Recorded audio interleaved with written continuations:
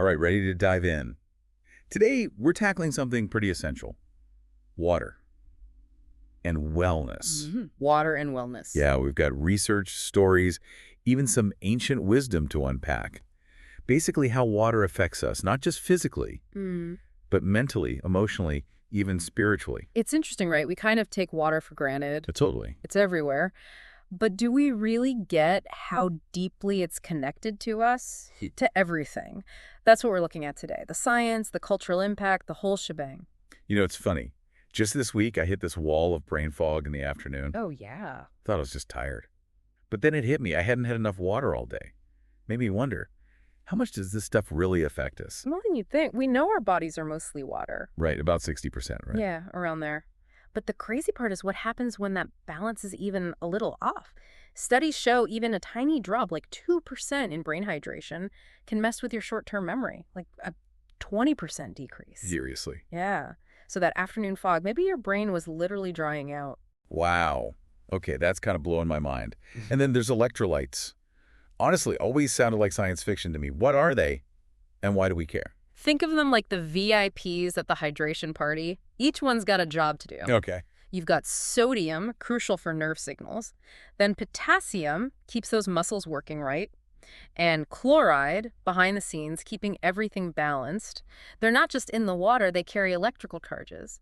Help our bodies actually use the water. So it's not just drinking enough, it's making sure the water's working inside us. Exactly. This is getting less like science, more like some microscopic dance party. Exactly. And that dance is crucial for how our muscles work, how we digest food. Even mild dehydration can drain your endurance, make you tired, crampy. Water's the fuel that keeps those muscles going. So for all the gym goers, the runners, hydration's not a suggestion, it's like performance enhancement, but it's not just chugging water during a workout, right? Nope. Gotta have a plan. Prehydration's key. Start sipping a few hours before you even start sweating. Oh, sure. During exercise, small sips are better than gulping a whole bottle. Maybe an electrolyte drink if you're pushing it hard. Afterwards, replenish those fluids helps you recover faster. Like a hydration strategy, a coach for your water intake. Exactly. I love it. But what about those of us who aren't exactly marathon runners? I know our research talks a lot about digestion. That's something I struggle with sometimes. Well, picture this. You take a bite of food, right? And your mouth starts watering. Yeah. That's water in action. From saliva to stomach acid, water breaks down those nutrients, helps them move through your intestines, keeps things flowing smoothly. Dehydrated, things slow down, bloating, discomfort, the whole deal. So it's literally keeping things moving. I see how those little daily choices about water can make a big difference. What about energy levels? Yeah. Our sources connect water to metabolism. How does that work? Think of your metabolism like a complex engine, always burning fuel. Okay, yeah. Water's like the oil, keeps that engine running smoothly. It's involved in breaking down carbs, fats for energy. Helps your body access those stores when you need them. Dehydrated, engine sputters, you feel drained, sluggish. So it's not just about feeling thirsty, it's giving our bodies the tools they need to really thrive. But we've talked physical health. What about the mental side? Mood, focus, all that. That's where things get really interesting. Turns out dehydration and mood swings are linked. Studies show even being a little dehydrated can make you irritable, anxious, even just plain grumpy. Remember that 75% water content in our brains? Oh, wow. When those cells are parched, it affects everything. Focus, clear thinking, the works. Wait, 75%? Our brains are practically swimming. No wonder I get spacey when I haven't had enough. It's like my thoughts are drying up. Exactly. It's not just mood swings, it's handling stress, too. Dehydration messes with your hormones, cortisol levels spike, puts your body in constant fight or flight. No wonder we feel on edge. This is eye-opening. So next time I reach for that afternoon coffee, maybe it should be a glass of water. You know, one thing that always calms me down is being near water. Just looking at the ocean or listening to a stream. Any science behind that, or am I just a nature hippie?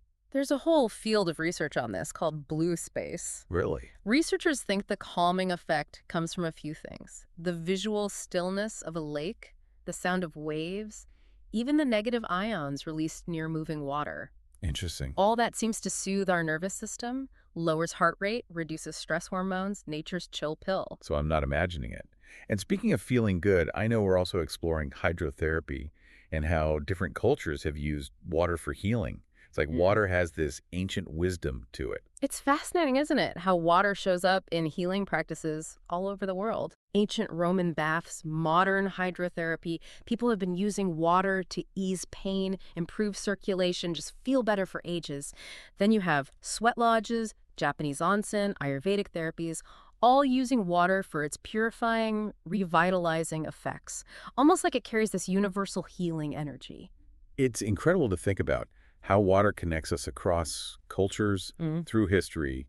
It's not just physical, it's almost the symbol of life itself. Mm. But before we get too philosophical, I want to learn more about the practical side of hydrotherapy. How does it work? What kind of benefits can people expect? Well, hydrotherapy is not just one thing. It's more like a toolbox of techniques, Yeah. using water in different ways. Oh, okay. Warm baths, soothing those sore muscles, cold compresses to bring down inflammation, even water exercises targeted, to help with mobility. So it's like a water spa day for your body and mind. I can Exactly. get behind that. Yeah. But what about those traditional practices you mentioned? Sweat lodges, Mm. onsen, they seem to go beyond just the physical stuff. Absolutely. In a lot of cultures, water is seen as more than just, well, water. It's sacred, spiritual. Take Native American sweat lodges. It's not just about cleansing the body, it's purifying the spirit, connecting with ancestors, rebalancing your energy. It's a powerful ritual. It recognizes how connected our physical, emotional, and spiritual selves are. Like water's a conduit, Yeah. connects us to something bigger. Hmm. And I know our sources talk about water as a symbol of purification in a lot of religions. Right.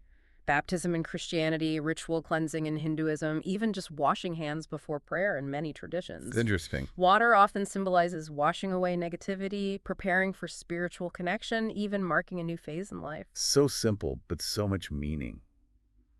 Let's shift gears a bit, talk about the more practical stuff. Yeah. Water in our immune systems. Sure. Flu season's coming, so that's definitely on my mind. You know that feeling when you're sick and you just want to be in bed? Turns out our immune cells do the same thing when we're dehydrated. They get sluggish, less effective at fighting off, well, everything. Water's essential. It transports those immune cells, keeps our lymph system flowing, even keeps mucous membranes moist. They act like a barrier, right, against germs. So staying hydrated is like giving our immune system a boost. Exactly. Our bodies are always detoxifying, getting rid of toxins. Where does water fit into all that? Imagine your body's a city. Okay. Water's the sanitation system. Right. Keeps things clean, keeps them flowing. Yeah. Helps flush waste through our kidneys, keeps bowels moving, even supports healthy sweating, which releases toxins through the skin. Dehydrated. System backs up. You feel sluggish, weighed down. It's like an internal cleanse Mhm. without the weird juice cleanses and teas and all that. Exactly. And speaking of feeling good, water's essential for healthy skin too, right? Absolutely. Your skin cells are like little plants. Thirsty little plants. Need water to stay, well, plump, elastic, glowing, dehydrated. Skin gets dry, flaky, more prone to wrinkles. Water is like the fountain of youth. All right, I am sold on hydration. But our deep dive goes beyond just us. It also looks at water for communities, the global challenges we face with clean water access. It's easy to take clean water for granted, Yeah. but for millions around the world, it's a daily struggle. Lack of access leads to so many problems. Waterborne diseases, cholera, typhoid, malnutrition, stunted development in kids. It's a harsh reminder. Something as basic as water is life or death for so many. It really puts things in perspective. We can't talk about personal wellness without acknowledging the global impact of water scarcity. What can we do as individuals? It feels so big. It is a complex issue, but small actions can add up. Supporting organizations that provide clean water solutions, that's a good start. And in our own communities, advocating for policies that protect water resources, promote sustainability. Being mindful of our own water use, but also speaking up, demanding change. Before we move on to water in art and culture and all that, I want to touch on the healing power of natural water. Oceans, lakes, rivers, those beautiful blue spaces. There's something so soothing about being near water. Totally. The vastness of the ocean, the stillness of a lake, and there's science to back it up. Studies show spending time in these blue spaces can lower our heart rate, reduce stress hormones, even improve our mood and how well we think. I always feel more relaxed, more creative after a day at the beach or a walk by the river, Yeah. like my mind resets. Are there differences in the benefits of different types of water, like ocean versus lake? There are some interesting distinctions. Ocean therapy, for example, uses salt water, rich in minerals. It's been used to treat skin conditions like eczema and psoriasis, improve breathing, even help wounds heal. Then you have freshwater, lakes and rivers. often associated with tranquility, mental clarity, feeling revitalized. So it's not just being near water, it's finding the type that works for you, like a personalized water prescription. Right. But not everyone lives near an ocean or a pristine lake. What about those of us in cities? Can we still experience those benefits? Definitely. Urban planners are realizing how important it is to incorporate water into city design. Oh, yeah. Parks with ponds, fountains, waterfront walkways. These blue spaces give city dwellers a chance to connect with nature, de-stress, just feel better overall. Bringing that tranquility into the city. And these spaces aren't just pretty, they have real social and psychological benefits, right? Studies show access to urban blue spaces is linked to lower rates of anxiety, depression, even crime. Wow. These spaces encourage community, physical activity, and offer an escape from the stress of city life. We all need that connection to nature. It's like water brings people together, creates community. And speaking of bringing things together, this deep dive wouldn't be complete without exploring the cultural and spiritual side of water. It's a topic that covers religions, art, literature, even mythology. I'm excited to dive into this next chapter. Yeah, it's amazing, isn't it, how water just pops up in stories and symbols everywhere, like across all these different cultures. Totally, it's like a universal language or something. Yeah. Speaks to something deep inside us. And I know our sources talk about these creation myths, where water is like the beginning of everything. It's almost like a primal memory. We all emerged from water. Right. Think about those flood myths. They show up everywhere. The Bible, ancient Mesopotamia, all over. It's that idea of a clean slate, washing everything away and starting fresh. And then you have rivers, often symbolizing like the journey of life. All the twists and turns, the calm parts and the rapids. Oh, I like that. So water reflects the whole human experience. Mm. Birth, renewal, but also chaos, change. Exactly. And artists, writers, they've been drawn to water forever. For sure. The Impressionists capturing light on water, poets using flowing streams to talk about emotions. Water's an amazing muse, inspires creativity in every field. It's like it unlocks a different way of seeing things, Mm. more fluid, more connected. But we can't just focus on the beauty, right? We have to talk about the environmental challenges too. You're right. Climate change is impacting our water systems, that's for sure. It's like this delicate balance is getting messed up. More extreme weather, floods, droughts, and then rising sea levels, threatening coasts and ecosystems. It's a lot to think about. Yeah. What are some of the biggest takeaways from our research on this? How is climate change affecting water? Well, one big one is how rain patterns are changing. Climate change is leading to, in some places, way more rain, flooding, erosion, while other areas are facing these long droughts. Hurts agriculture, water supplies. So it's not just the amount of water, it's how it's distributed. Exactly, and we can't forget melting glaciers, rising sea levels, that's a big one. Yeah, definitely alarming. As glaciers melt, they add to those rising sea levels, which then can cause coastal erosion, salt water getting into freshwater sources, even displace whole communities. Yeah. It's a domino effect. Makes you realize how our actions directly affect the planet. It's water. But what can we actually do? It feels so huge. It can feel that way. But even small changes, daily habits can make a difference. Fixing leaks, using water-efficient appliances, being careful with how much we use for showers, watering the lawn.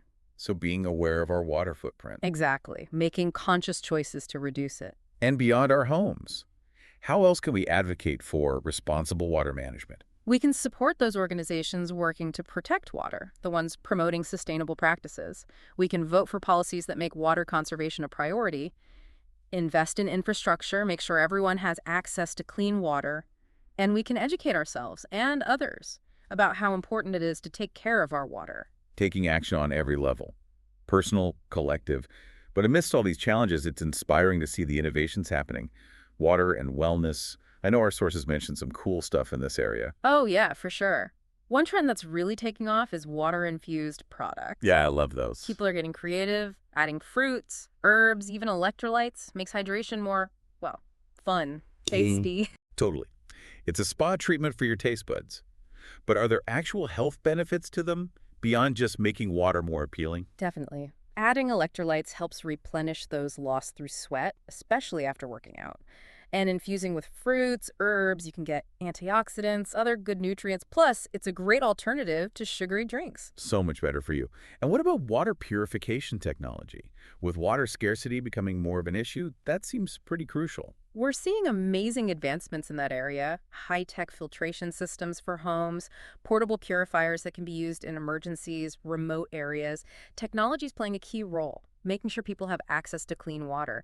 And there's a big push to find solutions that are sustainable, affordable, solutions that can help communities everywhere. That's good to hear. It's amazing how we're using technology to tackle these challenges. But beyond those practical solutions, there's another trend that caught my eye. The water-based wellness retreats. Sounds amazing. They are a chance to really immerse yourself in the healing power of water.